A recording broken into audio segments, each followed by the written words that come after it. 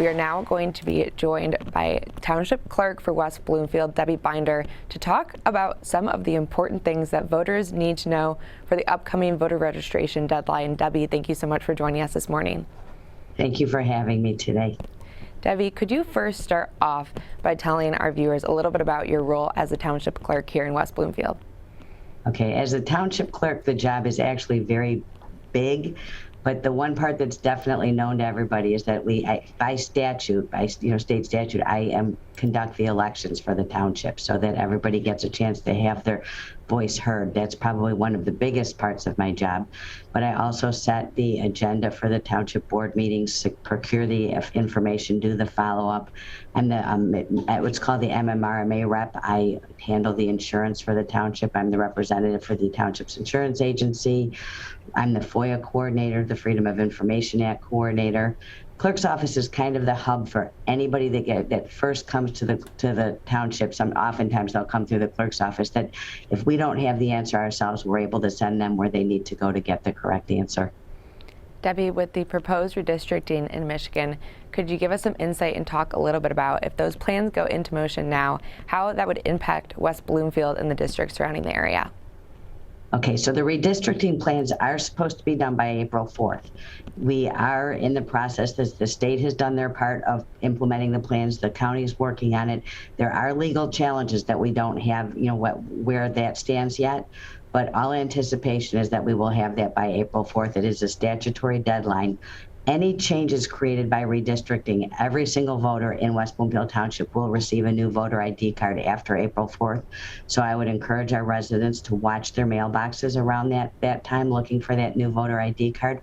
Most of the changes that we anticipate right now is we have in our redistricting, if anything, has probably simplified the township. We've become a community of interest, and it's actually become fewer districts. But most of the changes we are going to experience have to do with a statute that says no precinct may have more than 2,999 active voters.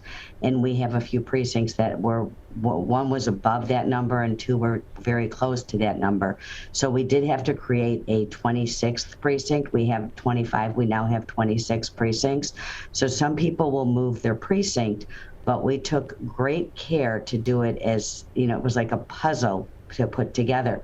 But the majority of people who will have a change of precinct will not have a change of polling location. So even if they end up finding that they got in their line of their old precinct, they're going to be told, well, you just have to go over there. You're in the same building. We do have a couple that were one precinct that was so large that they will be moving from there's a group of the population that will be moving from the library over to Temple Israel for voting. But again, the majority and the vast majority, if they did switch precinct, they will be staying in their same polling location. We'll simplify things a lot. Debbie, with those voters for the future elections and their new voter ID cards, could you give us a couple examples of some of the different precincts and different polling locations that people in West Bloomfield will be getting on those new voter ID cards? The polling locations won't change. So where we will have our same, 25, we had 18 polling locations, or 18 or 19, I'm forgetting. But with the polling locations will stay the same. It's just how the precincts break up in terms of where they go. Most are, the changes are simple geographics. An example, to accommodate being under that 2,999, we took two precincts that shared a building and said, okay, some of the ones that are in the larger precinct, if we move them to the smaller precinct, can we get sufficiently below that number? So that is mostly what happened, that a larger precinct was split into that smaller precinct so that we could keep those numbers below, keep their polling locations the same. And Debbie, if someone in the township is either not registered or wants to know if they are registered, how can they go about doing that and finding that information? All right, well, there's always a call to the clerk's office, and we welcome talking to anybody, but if, 24/7 if you want that kind of access.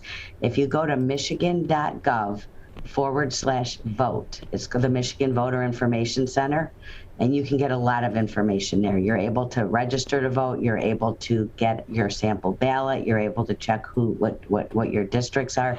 There's a lot of information that you can obtain going to that Michigan Voter Information Center. So also, like I said, a good place to register to vote, place to request an absentee ballot. One thing that's always good to remind people, a lot of people think if they're on what we call the permanent voter, absent voter application list, that they always get an absentee ballot. That means they don't automatically get an absentee ballot. They automatically get an absentee ballot application. They don't receive a ballot unless we receive that application back with a signature matched, signature. So it's important that people know, if you fill it out one year, you're not getting your ballot the next year. The only people that's different is our military and overseas voters. They are able to fill out an application out for the whole year, but everybody else has to fill it out for each election or election cycle, meaning a primary and a general. Then they'll have a choice to select both elections to request an absentee ballot.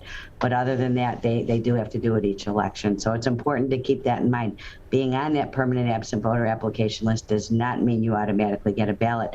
But if you do desire to get an application every election, all you have to do is call the office and we'll add you to that list, or you can also do that at the Michigan Voter Information Center.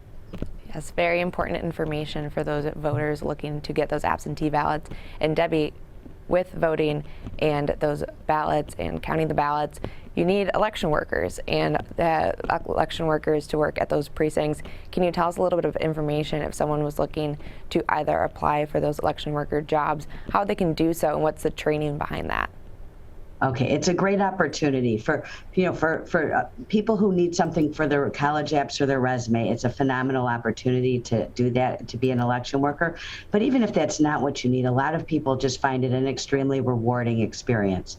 It is a paid position, but per hour it's not paid very well. People do it because they really know that they're giving back to the community and they feel like they're part of something big. We take applications here. We have an application. It is available on our website, or somebody could call our office and we would email them the application. You apply to be an election inspector, what's called an election inspector. And we were very fortunate in 2020 that we were able, with great effort in recruiting and a lot of support from you guys, we were able to get secure 300 newly recruited election workers. But we don't know what our retention rate will be, so we do always need to have a new group of people coming in. It's a commitment to either work in a precinct or to work in the absent voter counting board. We do give people the choice. There's different, pluses and minuses as far as people working that they have to be concerned about. If somebody's in the AV counting board, they're not able to have their phone or communicate outside of that AV counting board. They're a sequestered board for that day. So if somebody has to take a call or answer to young children, it may not be the best placement for them.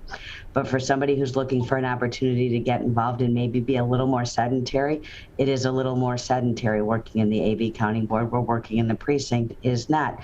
So what I would say, if someone's thinking about it, you will definitely have the training. It's 1 to 2 hours, or 1 or 2 2-hour training sessions, depending on which position you're going to take. But you are well trained, and I would kind of give you some guidance on which might be the better choice. So get in touch with the clerk's office. You can also apply through the Voter Information Center. They took a great effort also to help recruit at the local level by reaching out at the state level. Well, Debbie, we appreciate you joining us this morning. Thank you. Okay, thank you so much, Manny.